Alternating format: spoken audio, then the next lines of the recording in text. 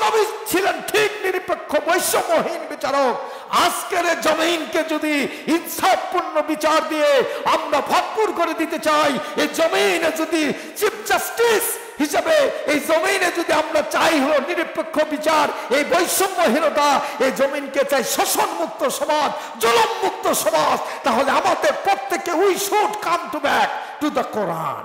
We should come to back the model of বিশ্বনবী মুহাম্মদ রাসূলুল্লাহ সাল্লাল্লাহু আলাইহি সাল্লাম। আমাদের সবাইকে কোরআনের কাছে ফিরে আসতে হবে, আমাদের সবাইকে বিশ্বনবীর জীবনের আদর্শের কাছে ফিরে আসতে হবে। নবীর আদর্শ কোরআনের বিধানই এই জমিনে শান্তির পর শান্তি নিয়ে আসতে দিতে পারে, এছাড়া কোনো বিধানে শান্তি আসতে পারে না। আসুন আল্লাহর কোরআন শুনি, আল্লাহর কোরআন বুঝি, আল্লাহর কোরআনের বিধান মাফিক নিজের জীবন চালাই, আর আল্লাহর এই জমিনে আল্লাহর কোরআন কায়েম হোক সেই কাজে আমরা সক্রিয় ভূমিকা রাখি। মাত্র আপনার উপর অবতারিত কিতাবের প্রতি তারা ঈমান আনেনি, মানে আর মা ওই কিতাবের প্রতি তারা ঈমান এনেছে যা উনজিলা নাজিল করা হয়েছে। মজহুলের সিগাবে ফাল ওয়াহিদ মুজাক্কার গায়েব মিন ক্বাবলিকে আপনার পূর্বে। ও নবীজি, আসমান থেকে সহিফা 100 খানা সহ মোট 104 খানা কিতাব, 104 খানার প্রধান হলো 4 খানা তাওরাত, জাবুর, ইনজিল, কোরআন। তোর মধ্যে কোরআনুল কারীম বিশ্ব নবীর প্রতি নাজিল হয়েছে। আল্লাহ রাব্বুল আলামিন বলছেন, হে রাসূল, আপনি কি জানেন না ওরা ধারণা করে নিয়েছে ওরা আপনার প্রতি অবতারিত যে কিতাব কোরআনুল কারীমের প্রতি ঈমান এনেছে। শুধু তাই নয়, আপনার পূর্বে কোরআন ছাড়াও জন্য সহিফা এবং আসমানি কিতাবগুলো নাজিল হয়েছে, সেগুলোর প্রতি তারা ঈমান এনেছে। শুধু কোরআনের প্রতি ঈমান আনে নাই, আসমানি কিতাব পূর্ণ যেগুলো ছিল সবগুলোর প্রতি তারা ঈমান এনেছে, ওরা ধরেই নিয়েছে। এবার আল্লাহ বলছেন, ইউরিদুন, যখন ওদের ব্যক্তিগত সমস্যা, পারিবারিক সমস্যা হয়, সামাজিক সমস্যা হয়, রাষ্ট্রীয় কোনো বিষয়ে যখন সমস্যা দেখা দেয়, ওই সমস্যার সমাধানের জন্য, ওই সমস্যার বিচার সালিশ করবার জন্য ইউরিদুনা, তারা চায় আইয়াতাহাকামু, তারা বিচার নিয়ে যাবে ইলাত তাগুত। যারা আল্লাহদ্রোহী, যারা কোরআন বিরোধী, যারা কোরআন ব্যতিরেক, যারা কোরআন রাষ্ট্র চালায় না, সমাজ চালায় না, পরিবার চালায় না, যারা ধর্ম নিরপেক্ষতা বাতায় সমাজ চালাইতে চায়, রাষ্ট্র চালাইতে চায়, তাদের বিচার বিচার নিয়ে দিতে চায়। ন্যাশনালিজম, জাতীয়তাবাদী আদর্শ দিয়া যারা বিচার করতে চায়, আদর্শ দিয়ে যারা বিচার করতে চায়। সোশ্যালিজম, সমাজতান্ত্রিক মতবাদ, যেখানে আল্লাহর স্বীকার করা হয় না, আসমানি কিতাবকে স্বীকার করা হয় না, কোরআনকে স্বীকার করা হয় না, এরকম মার্কাজি বিচারক কাছে ওরা বিচার নিয়ে যেতে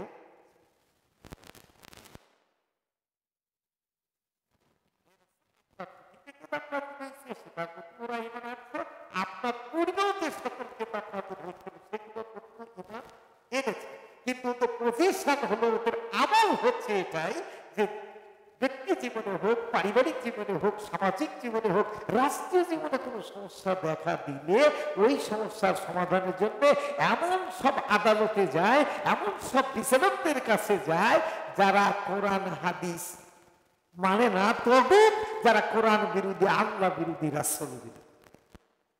আল্লাহ বলছেন, ওয়াকাদ উমিরু আই উমিরু বিহি আইয়াকফুরু বিহি, অথচ তাদেরকে আদেশ দেওয়া হয়েছিল জীবনের কিছুর উপরে, জীবনের হোক, পারিবারিক জীবনের হোক, সামাজিক জীবনের হোক, রাষ্ট্র জীবনের হোক, জীবনের কোনো সমস্যা সমাধানের জন্য তগুতদের কাছে যাওয়া যাবে না। এই নির্দেশনা আল্লাহ দিয়েছে। তোমার যত সমস্যা হবে বান্দা, তুমি যে কালেমা পড়েছো লা ইলাহা ইল্লাল্লাহু মুহাম্মাদুর রাসূলুল্লাহ, লা মানে নাই, ইলাহা মানে আইনদাতা, ইলাহা মানে বিধানদাতা, ইলাহা মানে রব, ইলাহা মানে জীবনদাতা। একজন মানুষ হিসাবে, একজন আল্লাহর বান্দা হিসাবে নিরপেক্ষভাবে বলুন তো, আমার জীবনের মাথার চুল থেকে শুরু করে পায়ের পাতা পর্যন্ত গোটা বডির সাথে যা কিছু আছে, এ সবগুলো সৃষ্টি করেছেন তিনি কে? আমি যে শ্বাস প্রশ্বাস নিচ্ছি এটা চালায় নিচ্ছে কে? আমি যে চোখে দেখছি চোখের দেখার মতো ক্ষমতা দিয়েছেন কে? আমি যে কথা বলছি কথা বলার ভাষা এবং শক্তি দিয়েছেন কে? আল্লাহর বান্দারা, উত্তর যদি সবগুলোর উত্তর আল্লাহ সুবহানাহু ওয়া তাআলা হয়, তাহলে আমার জীবনের কিছু অংশ কোরআন দিয়ে চালাবো, কিছু অংশ হাদিস দিয়ে চালাবো, আর কিছু অংশ ইসলাম বিরোধী কোরআন বিরোধী পথে চালাবো। এমন ধরনের সুযোগ আমাদের জীবনে আছে কি? শানে নজরুলটা শুনলে আরো পরিষ্কার হয়ে যাবে। ঘটনাটা কি? একজন মুনাফিক আর একজন আপনার ইহুদি, একজন হলো মুনাফিক আর একজন হলো ইহুদি। দুইজনের মধ্যে কোন একটি বিষয় নিয়ে বাকবিতণ্ডা হইল, সমস্যা সৃষ্টি হয়ে গেল। ইহুদি বেচারা বলল মুনাফিককে, চলো আমাদের এই বিচার ফয়সালার জন্য রাহমাতুল লিল আলামিনের দরবারে যাই। কার কাছে? নবী মুহাম্মদ সাল্লাল্লাহু আলাইহি ওয়াসাল্লামের কাছে যায়। মুনাফিক ও বলছে, না না, চলো আমাদের এই বিচার নিয়ে ওই যে আর একজন আছে আশরাফ, ওই যে ইহুদিদের একজন নেতা ছিল, ওর কাছে যাই, কাব বিন আশরাফের কাছে যাই। দুইজন তর্ক বিতর্ক করতে করতে সমাধানে আসলো, ইহুদির প্রস্তাবে রাজি হয়ে গেল। ওই মুনাফিক বিশ্ব নবীর কাছে গেল, এই বিচারের একটা রায় নবীজি দিলেন। যেহেতু ইহুদি সঠিক পথে ছিল, রায়টা পাওয়ার যোগ্য, সেই নিরপেক্ষভাবে ইনসাফের ভিত্তিতে নবীজি রায় দিয়েছেন ওই বিচারে, সেটা হলো কার পক্ষে? ইহুদির পক্ষে। মুনাফিক মনে মনে ভাবলো, ঠিক আছে, আমি তো আসবোই না এখানে, আমি জানি এখানে আসলে রায়টা এমনটি হবে। কত বড় শয়তান! যা হয়েছে হয়েছে, ইহুদির বুঝায় তোমার এই বিচার সানি মানতে হবে। বলে সানি কোথায় করবা? বলে এই বিচারে নিয়ে যাব আর একজন নবীর সাহাবী, নাম তার হযরত ওমর ফারুক রাদিয়াল্লাহু তাআলা আনহুর কাছে। ইহুদি বলছে, বিশ্ব নবী ফয়সালা করে দিয়েছেন, এই বিচারটা নিয়ে অন্য কারোর কাছে যাওয়া ঠিক হবে না। তবে তুমি যখন পিরাপিরি করছো আমার কোনো আপত্তি নাই। ইহুদি রাজি হয়ে গেল। বিচারটি সানি বিচারের জন্য হযরত ওমর ফারুক রাদিয়াল্লাহু তাআলা আনহুর দরবারে নেওয়া হলো। ইহুদি হযরত ওমর ফারুক রাদিয়াল্লাহু তাআলা আনহুকে বললেন, হে ওমর, আমাদের এই বিচার কিন্তু তোমার কাছে প্রথম বিচার নয়, এই বিচারটা কিন্তু সানি বিচার। বলে কি বিচার? সানি বিচার। কেন প্রথম বিচার কে করেছেন? ইহুদি বলছে, প্রথম বিচার করেছেন তোমাদের নেতা, বিশ্ব নেতা, মুসলমানদের হৃদয়ের স্পন্দন জনাবে মুহাম্মদ রাসূলুল্লাহ। বলে তাই নাকি? বলা হয়। হযরত ওমর শোনার সঙ্গে সঙ্গে সিদ্ধান্ত ফাইনাল। তাহলে এটা যদি সানি বিচার হয়, এই বিচারের একটাই ফয়সালা আমি ওমরের কাছে আছে। এই পৃথিবীর কোন আল্লাহর বান্দাবান্দি যদি বিশ্ব নবীর রায় না মানে, এই জমিনে তার শাস্তি মৃত্যুদণ্ড ছাড়া অন্য কিছু হতে পারে না। হযরত ওমর ঘরের ভিতরে গেলেন, তরবারি খানা বের করে নিয়ে আসলেন। মুনাফিক এবং ওই ইহুদির সামনে দাঁড়িয়ে বললেন, এই মুনাফিক আর ইহুদি, ভালো করে শোনো, এই জগতে কোন ব্যক্তি যদি বিশ্ব নবীর রায় না মানে, আমি ওমর যতটুকু ইসলাম বুঝেছি, ইসলাম জেনেছি, আমি ওমরের রায় ফয়সালা হলো ওই বিচারের ফয়সালা সানি বিচারে, তরবারি ছাড়া তার কোনো সমাধান হতে পারে না। এটি বলার সঙ্গে সঙ্গে হযরত ওমর ফারুক রাদিয়াল্লাহু তার বাড়িখানা খাপ মুক্ত করে মুনাফিকের কল্লা ধর থেকে আলাদা করে দিয়েছেন। জোরে বলুন আল্লাহু আকবার। ও মুসলমান, আমি নামাজ পড়ি, আমি রোজা রাখি, আমি কোরআন পড়ি, আমি হাদিস পড়ি। বাংলাদেশের এমন একটি দলকে আমি ভালোবাসি, যেই দল এই জমিনে কোনোদিন আল্লাহর হুকুম পালন হোক চায় না। বলেন আছে কি নেই? এই কোরআনের সাথে চরিত্র মেলাবেন। আমি একজন মুসলমান, আমি একজন মুমিন, আমার দায়িত্ব হলো আল্লাহর কোরআন আপনাদের বোঝানোর। ডিসিশন নেবেন, সিদ্ধান্ত নেবেন আপনারা। আপনারা আজকে বলুন, যদি আল্লাহ রাসূলের রায়কে অ্যাভয়েড করে সানি বিচারের জন্য অন্য দরবারে কেউ যায়, হযরত ওমরের তরবারি ছাড়া তার সমাধান হতে পারে না।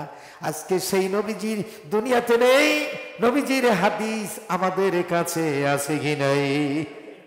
নবীজি আল্লাহর পক্ষ থেকে মানবতার বিধান হিসাবে যে কিতাবখানা নিয়ে এসেছিলেন, সেই বিধানের নাম হলো কোরআনুল কারীম। সেটি আমাদের আছে কি নাই? সুতরাং পরিষ্কার ডিসিশন, পরিষ্কার সিদ্ধান্ত, মুমিন মুসলমান হিসাবে বাংলাদেশের কোন দল করবেন সেটা নিতান্তই আপনার ব্যাপার। তবে বিষয়টা হলো এই, আপনি যে মুসলমান এমন দলের সাথে আপনি সম্পর্ক রাখতে পারেন না যেই দলকে ভালোবাসলে আপনার মুসলমানিত্ব ঠিক থাকে না, নষ্ট হয়ে যায়। যেই দল কোরআনের বিধান মানতে চায় না, যেই দল আল্লাহর বিধান জমিনে কায়েম হোক এই কথার সাথে ঐক্যমত পোষণ করে না, মুমিন হিসাবে, মুসলমান হিসাবে সেই দল আপনি করতে পারেন কি? জোরে বলেন, পারেন কি? পারেন না। এই ব্যাখ্যাগুলো, এই কথাগুলো, এই বক্তৃতাগুলো ভুল ব্যাখ্যা করার কোনো অবকাশ আছে কি? জোরে বলুন, আছে কি? নাই। মুসলমান যদি আপনি দাবি করেন, মুমিন যদি দাবি করেন, কালেমাওয়ালা যদি দাবি করেন, তাহলে এই পৃথিবীতে কোরআন এসেছে মানুষের প্রভুত্বকে খতম করে দিয়ে আল্লাহর প্রভুত্ব, আল্লাহর গোলামি চালু করবার জন্য। জোরে বলুন, ঠিক কিনা? দুনিয়ার কাউকে প্রভু মানি না, দুনিয়ার কাউকে বিচারক মানি না, দুনিয়ার কাউকে আমরা বিধানদাতা মানি না। আমরা মুসলিম, আমরা মুমিন, আমরা বিধানদাতা হিসাবে একজনকে মানি, তিনি কে? আল্লাহ। আর সেই আল্লাহর বিধানকে এই জমিনে মানুষের কাছে বোধগম্য উপায়ে মানুষ যাতে বোঝে, মানুষ যাতে মানে, মানুষ যেন সেই কাজটি জমিনে বাস্তবায়ন করতে পারে, যিনি এই জমিনে সরাসরি সেটার প্র্যাকটিক্যাল প্রমাণ দেখিয়ে দিয়েছেন, তিনি আর কেউ নন, আমাদের প্রিয় নবী জনাবে মুহাম্মদুর রাসূলুল্লাহ। নবী করিম সাল্লাল্লাহু আলাইহি সাল্লাম নিজে রাষ্ট্রনায়ক হয়েছেন, কোরআন বিধান দিয়ে রাষ্ট্র চালিয়েছেন। শুধু নিজেই হননি, নবীজির ইন্তেকালের পর খোলাফায়ে রাশেদার কয়জন? 4 জন। এবং পরবর্তী প্রজন্মের আর একজনকে ওমরে সানি বলা হয়, ওমর বিন আব্দুল আজিজ রাহমাতুল্লাহ আলাইহি। তিনি সহ মোট কিন্তু খলিফা বলা হয় কয়জনকে? 5 জনকে বলা হয়।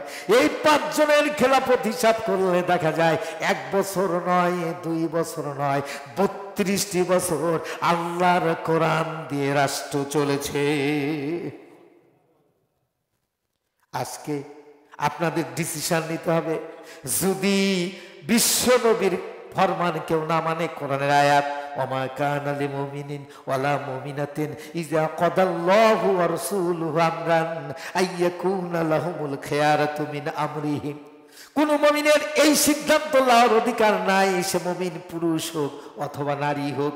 ইজা মানে যখন, কাদাল্লাহু ওয়া রাসূলুহু যখন আল্লাহ কোনো ডিসিশন বলে দিচ্ছেন, রাসূল কোনো ফয়সালা করে দিচ্ছেন, আল্লাহ ফয়সালা করে দিয়েছেন এমন বিষয়ে, নবীজি ফয়সালা করে দিয়েছেন এমন বিষয়ে, কোন মুমিন কথা বলতে পারবে না আল্লাহর ডিসিশনের ব্যাপারে আমার কথা আছে, নবীজির সিদ্ধান্তের ব্যাপারে আমার কথা আছে। এই কথা যদি কোনো ব্যক্তি বলে তাহলে সেই ইমানদার হতে সম্ভবত 65 আয়াত সূরা নিসা, ফালা ওয়াল্লাহি লা ইউমিনুনা হাত্তা ইউহাক্কিমুকা ফীমা শাজারা বাইনাহুম ওয়ালা ইয়াজিদু ফি আনফুসিহিম মিম্মা কাদাইতা ওয়া ইউসাল্লিমু তাসলিমা। আল্লাহ রাব্বুল আলামিন বলেন, 3টি শর্ত এই আয়াতে রয়েছে। নবীর প্রতি যারা ঈমান এনেছেন, আমরা দাবি করি বিশ্ব নবীর আমরা উম্মত, কিন্তু নবীর প্রতি ইমানদার দাবি করলে আপনি ইমানদার হতে পারবেন না। এই আয়াতে নবীকে 3টি জিনিস, 3টি মর্যাদা দিতে হবে। এই 3টি মর্যাদা সহ নবীকে যদি আপনি মানেন তাহলে আপনি মুমিন, আর তা যদি মানতে না পারেন আপনি মুমিন নন। ফালা ওয়াল্লাহ কখনোই নয়, আল্লাহে আল্লাহর কসম, লা ইউমিনুন, তারা ইমানদার হতে পারবে না হাত্তা ইউহাক্কিমুকা ফীমা শাজারা বাইনাহুম, যতক্ষণ পর্যন্ত ওদের ব্যক্তি জীবনে, পারিবারিক জীবনে, সামাজিক জীবনে, রাজনৈতিক জীবনে যত সমস্যা হবে সব সমস্যার সমাধান হিসাবে মেনে নিতে হবে আমাদের প্রিয় নবী জনাবে মুহাম্মদুর রাসূলুল্লাহ। রাসূল করিম সাল্লাল্লাহু আলাইহি ওয়াসাল্লামকে একমাত্র শ্রেষ্ঠ বিচারক, ন্যায় বিচারক হিসেবে মেনে নিতে হবে। বলবেন নবী নাই, আমরা কেমনে বিচারক মানবো? নবীর হাদিস আছে, আল্লাহ কোরআন আছে, এই কোরআন এবং হাদিস অনুযায়ী যে বিচার ফয়সালা হয় সেটাই রাসূলের ডিসিশন। যারা বলুন আল্লাহু আকবার। রাসূল ইন্তেকালের পরে সাহাবা আজমাইন গিয়েছেন মা আয়েশার কাছে, হে উম্মুল মুমিনিন, বলুন তো আল্লাহ রাসূলের চরিত্র কেমন ছিল? কি প্রশ্ন করতে বলেন? আরো জোরে বলেন, আল্লাহ রাসূলের চরিত্র কেমন ছিল? মা আয়েশা জবাব দিয়েছেন, এই সাহাবীরা তোমরা আল্লাহর কোরআন পড়ো না? বলছে হ্যাঁ পড়ি। বলে কোরআনের প্রতিটি আয়াতে, প্রতিটি ছাত্রে ছাত্রে যার চরিত্র লেগে আছেন তিনি হলেন বিশ্বনবী মুহাম্মদুর রাসূলুল্লাহ। অর্থাৎ নবীর চরিত্রই হলো পবিত্র কোরআন।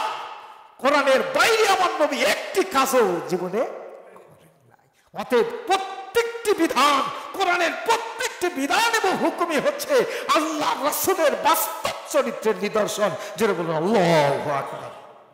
সুতরাং ওই কোরআনের বিধান অনুযায়ী এবং রাসূলের হাদিস অনুযায়ী এখন যে ফয়সালা করা হবে, এই দুইটা রুলস অনুযায়ী ফয়সালা করলেই সেই বিধানটা আমরা আইনগতভাবে সেটা আমরা মেনে নিলাম যে বিশ্বনবী মুহাম্মদ সাল্লাল্লাহু আলাইহি ওয়াসাল্লাম হলেন আমাদের কি বিচারক, এবং সেই বিচারটা তিনি করবেন হলো আল্লাহর হুকুম অনুযায়ী এবং রাসূলের তরিকা অনুযায়ী। আমরা যদি করতে পারি এটাই নবীকে বিচারক হিসেবে মেনে নেওয়া। জোরে বলুন সুবহানাল্লাহ।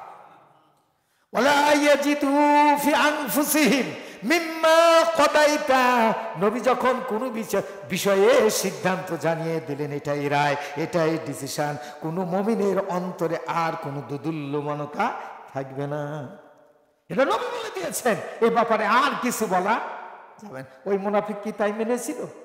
ওই মুনাফিক যখন রায় দিয়েছিল আর মনের ভিতর থেকে সংকীর্ণতা দূর হয়েছিল, ও তো মনে করছিল যে ওমর তো ইহুদিগারে দেখতে পারে না, অথবা আমি যদি ওমরের কাছে নিয়ে যাই দরবারের রায়টা হয়তো আমার পক্ষেই হবে।